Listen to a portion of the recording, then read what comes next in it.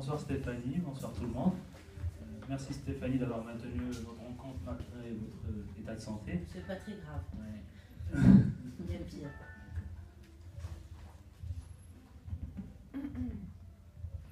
Je voudrais d'abord vous remercier tous d'être venus et vous dire combien je suis content de faire cette présentation ici à la librairie Les Insolites. Ce genre de librairie a quelque chose de convivial, de familial, d'intime que j'aime beaucoup. Et en tenir une aujourd'hui peut être considéré, sans exagération, comme un acte de résistance. J'ai entendu dire qu'à Casablanca, au début des années 80, il y en avait une soixantaine de librairies comme ça, 63 pour être exact. Aujourd'hui, on n'en compte plus que 15. Donc, c'est un phénomène mondial, certes, mais il est beaucoup plus marqué pour différentes raisons au Maroc. Donc, je remercie Stéphanie de nous offrir à nous, en tant que consommateurs de culture, à la ville de Tanger, cette scène, j'allais dire cette tranchée, enfin cet espace de rencontre, de partage et d'échange et de culture. Pour ceux qui ne me connaissent pas, je m'appelle Reda Sadekhi, je suis chirurgien urologue à Tétouan et le Cahier de Zahir est mon premier roman. Permettez-moi dès le début d'évacuer une question qui ne manquera pas d'être posée vu qu'elle m'a été déjà posée plusieurs fois. Comment peut-on être médecin et écrivain? C'est-à-dire comment concilier l'esprit scientifique et l'esprit littéraire? Moi je dis que l'esprit scientifique et l'esprit littéraire ne sont pas incompatibles, ils sont même très liés. Je m'explique. François Rabelais, un des premiers romanciers de l'histoire, est aujourd'hui plus connu comme l'auteur de Pantagruel et de Gargantua. Pourtant, il a consacré l'essentiel de sa carrière à la médecine. Bien sûr, il n'y a pas apporté d'innovation majeure, mais il a exercé son érudition et son savoir-faire. Aussi, permettez-moi cette image, la littérature a donc la médecine dans son ADN. Et ceci n'est pas surprenant vu que les deux disciplines requièrent à peu près les mêmes dispositions. Marguerite Yourcenar disait que l'attention c'était la première qualité de l'écrivain. Par attention, elle voulait signifier cette aptitude à appréhender la réalité qui nous entoure, mais aussi la réalité qui nous anime, c'est-à-dire les sentiments qui naissent, les émotions qui surgissent, les muscles qui se contractent.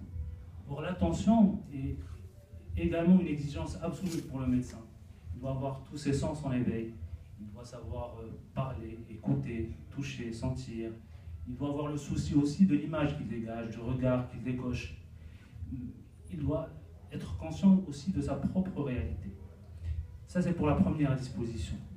La deuxième disposition qui me paraît nécessaire, c'est ce que François Mitterrand appelait la constance et ce que Michel Tournier appelait la patience, c'est-à-dire ce travail de longue haleine, de fourmi, quasi obsessionnel, ce travail qu'on accomplit chaque jour, pendant des mois, pendant des années. Ce travail qui se joue des découragements, des lassitudes. Et à mon avis, pour être écrivain ou médecin, il faut quand même avoir un peu de constance dans le caractère. Médecin, c'est sûr, mais écrivain, certainement beaucoup. Donc cette consanguinité de naissance entre l'art du roman et la médecine, initiée donc par François Rabelais, se perpétue à travers le temps par des auteurs comme Conan Doyle, le créateur de Sherlock Holmes, qui était aussi médecin, par ton écrivain préféré, en tant que Tchekhov, ou Bulgakov, ou Céline, encore récemment Jean-Christophe Ruffin, ou Khalid Hossein, dont j'ai vu le livre de la bibliothèque. Donc, pour ne citer que cela. Ceci dit, pourquoi moi ai-je écrit ce livre? J'ai écrit ce livre tout simplement parce que j'ai toujours voulu écrire, comme on veut être pompier, policier ou pilote. Les livres, d'abord en tant qu'objet, m'ont toujours fasciné. On peut les contempler de face, de profil, de derrière, on peut admirer la couverture, on peut les tourner, les retourner, on peut les ouvrir, les fermer. À mes yeux d'enfant, ils étaient fascinants. Enfin, ils étaient magiques. Et plus tard, il y a aussi toutes ces pages noircies à l'intérieur qui m'intriguent aussi au plus haut point. Je ne savais pas ce que les gens s'affolaient pour ça, je ne comprenais pas. Et pourtant, quand j'ai commencé à lire, quand j'ai appris à lire, j'ai commencé un petit peu à deviner toutes les histoires qu'ils pouvaient recéler. Donc, dans chaque livre un univers, et autant d'univers à portée de main, quelle richesse, quel trésor. Et avec le temps, la lecture se confond avec l'écriture. Et on lit, et après un certain moment, on commence à écrire le livre qu'on aurait aimé lire. Non pas parce qu'on pense qu'on va écrire mieux ou plus, mais tout simplement pour donner corps à notre imagination, à nos rêves, à nos idées, qui sans cet exercice disparaîtront inévitablement dans un profond oubli. Parmi les nombreuses classifications qu'on peut faire, je pense qu'il y a deux catégories d'écrivains. J'allais dire médecin. Il y a deux catégories d'écrivains. Il y a les écrivains d'extérieur, qu'on peut aussi appeler les paysagistes, c'est-à-dire ceux qui sont capables de décrire sur 10 pages l'éclosion d'une fleur ou la brise du matin ou le hâle du soleil sur l'herbe fraîche d'une colline. Et ils ont beaucoup de mérite parce que c'est un exercice extrêmement difficile qui nécessite beaucoup de talent. Il y a aussi les écrivains d'intérieur qui sont beaucoup plus portés sur le vécu des gens, sur leur vie intérieure. Et je me suis toujours senti beaucoup plus proche de cette deuxième catégorie, même dans mes lectures. Donc quand j'ai entamé mon premier roman, il était naturel que j'écrive sur les petites gens, sur leur vécu, leur angoisse, leurs rêves, leurs espoirs, avec le souci constant de ne pas sombrer dans le misérabilisme qui, à mon avis, gâche toute écriture. Donc, le Cahier de Zahir est ce qu'on peut appeler une fiction réaliste, c'est-à-dire une pure fiction, mais qui trouve toute son inspiration dans la réalité. Ce n'est donc pas une autobiographie, mais c'est la biographie d'un certain Maroc et d'une certaine jeunesse marocaine à travers les yeux et les mots de Zahir.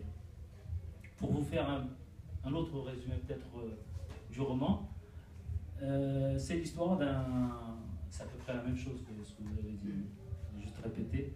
C'est l'histoire d'un jeune homme d'extraction modeste, originaire d'une petite ville du centre du Maroc, en l'occurrence Fred Saleh, et qui, constatant, à tort ou à raison, que son avenir, son horizon est bouché, décide de faire comme beaucoup de ses compatriotes migrer en Europe, plus spécialement en Italie. Donc il trouve un travail de concierge à Rabat, qui lui permettra, il espère,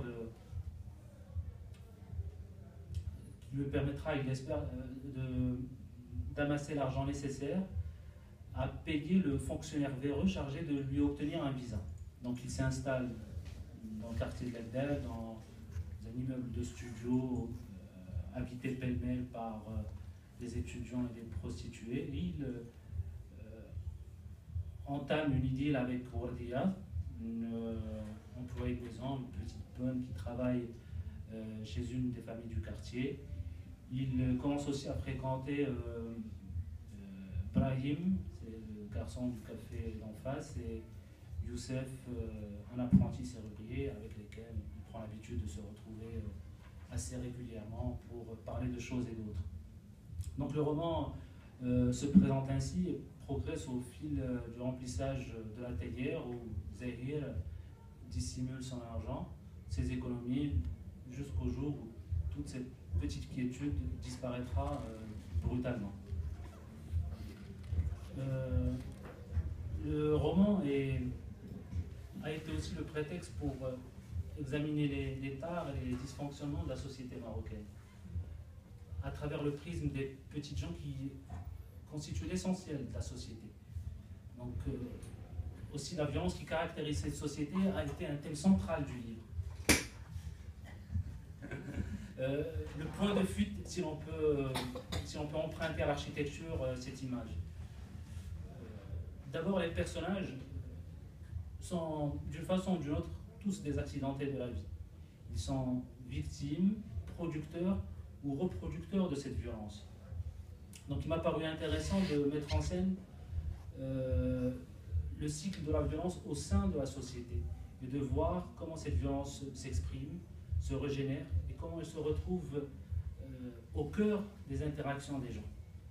Donc il peut s'agir soit d'une violence symbolique, au sens où l'on entendait Pierre Bourdieu, ou le plus souvent Il s'agit d'une violence directe, c'est-à-dire une violence sociale et économique qui s'exprime tant par l'immobilité sociale dans la société et l'absence d'espoir d'élévation chez les protagonistes, que par le poids des traditions et des structures familiales.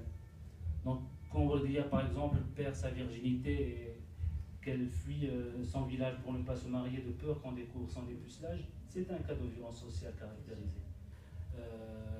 Quand Youssef aussi, par exemple, est tombé par sa mère chez le frère pour qu'il chasse les genoux de son esprit, parce qu'on dit qu'il a la débène, qu'il a la guine, c'est aussi un cas de violence sociale. Et cette violence sociale et économique, elle est génératrice d'une autre violence, beaucoup plus facile à appréhender et beaucoup plus visible. C'est la violence physique et verbale.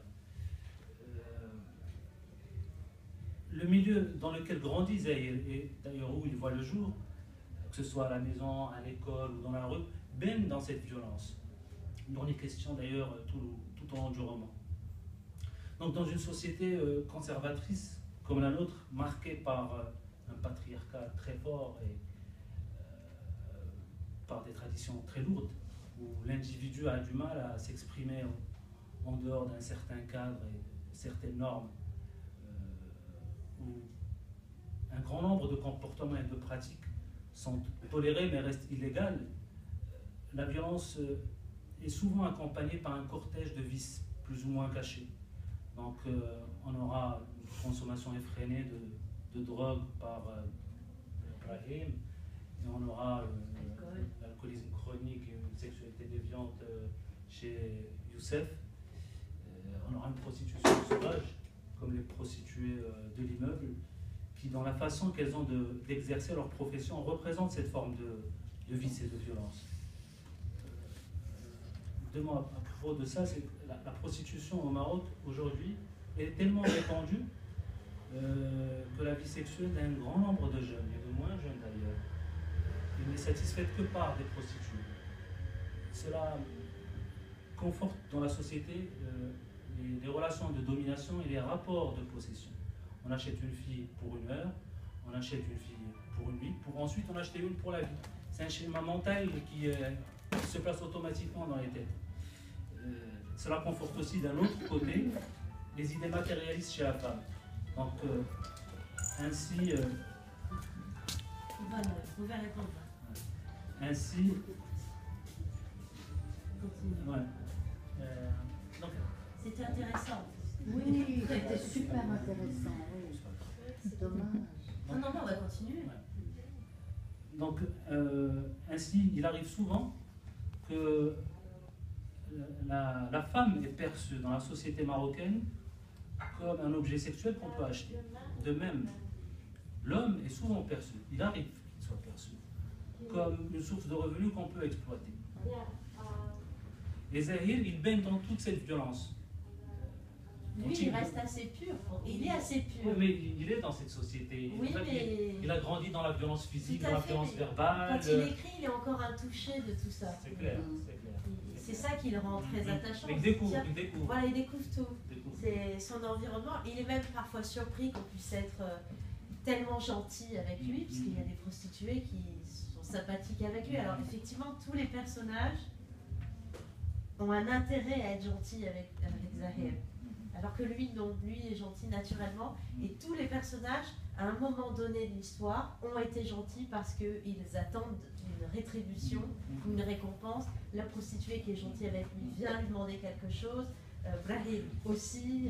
Youssef, bon, lui, Youssef, c'est le diable. Mais c'est intéressant parce que lui, c'est pour ça que j'ai pensé à Candide, reste... Et finalement, jusqu'à la fin. Mais il n'a qu'un seul objectif. Voilà, il ne peut pas dévier de cet objectif, c'est ça. Mais malgré tout, malgré cet objectif, d'ailleurs, il a fait une promesse, Zahir, c'est de quitter le Maroc.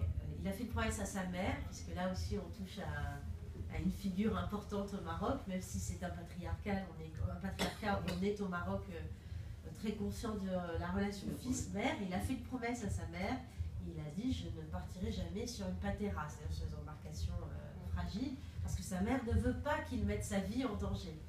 Elle veut bien qu'il parte, parce qu'elle aussi, elle a compris que tôt ou tard, il pourrait devenir une source d'argent, puisqu'il va envoyer de l'argent, il va l'aider.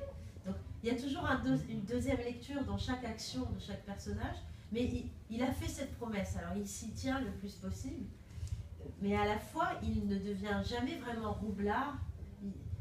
Il prend pas les défauts de la société marocaine. Il reste assez pur. C'est pour ça qu'il est très attachant. On continue à lire en disant, mais comment peut-on être autant aussi peu affecté par tout cet environnement de vice, de mal, de calcul? Lui, non. Donc, il traverse, en fait. C'est intéressant. Il se découvre. C'est un roman d'initiation où à la fin, malheureusement, il n'a pas encore appris grand-chose, mais c'est vrai que la société est telle que tu l'as décrite, et pour autant, lui, c'est un vrai personnage de roman, parce qu'il voit avancer. Quand on était petit, on lisait des livres comme ça. Je pense à Candide, mais je sais qu'il y en a d'autres. C'est un peu un Don Quichotte aussi, il continue à avancer, il voit bien qu'il se passe des choses bizarres. Il traverse la vie. Bon, il traverse la vie. Alors, Concierge, c'est intéressant parce que c'est une sorte de phare de la société marocaine. Donc il est confronté à la police, les flics viennent le voir pour lui dire « S'il te plaît, il va falloir que tu nous donnes des informations sur le quartier ». Alors au début, il ne veut pas trop, mais il veut être tranquille. Donc il n'a pas une conscience si développée que ça, il fait les choses. Il se dit « Ah bah oui, mais s'il faut que je donne des informations à la police, je vais donner des petites infos ». Donc il donne des choses, il a le sentiment qu'ils le savent déjà, mais il remplit son devoir pour qu'on le laisse tranquille, pour qu'il continue d'amasser sa petite fortune qu'il cache dans une théière. C'est pour ça qu'on doit nous piquer des théières parfois. Il y a des gens qui doivent trouver des sous dedans. Et ça en fait c'est un vrai personnage attachant. Il n'y a pas d'aigreur dans cette histoire, alors que dans beaucoup d'histoires écrites au Maroc, il y a beaucoup d'aigreur. Et là, il y en a zéro.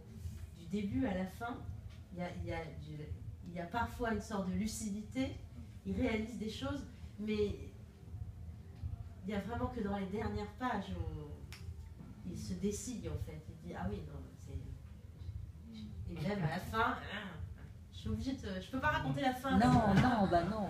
Mais c'est un récit qui est vraiment... Enfin, je dis récit, roman, c'est un livre qui est effectivement très attachant. Le sujet n'est pas forcément nouveau, puisque c'est vrai qu'on a souvent traité dans la littérature marocaine de jeunes qui veulent partir.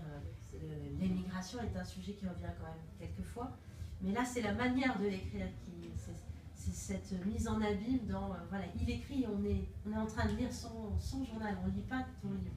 Et ça, c'est vraiment réussi, c'est très réussi. Est-ce que tu as la patience de lire certains passages? J'ai oublié de sélectionner celui du début, parce que c'est pas mal aussi le début. Le tout début quand il commence. Là, 3 février, tu vois.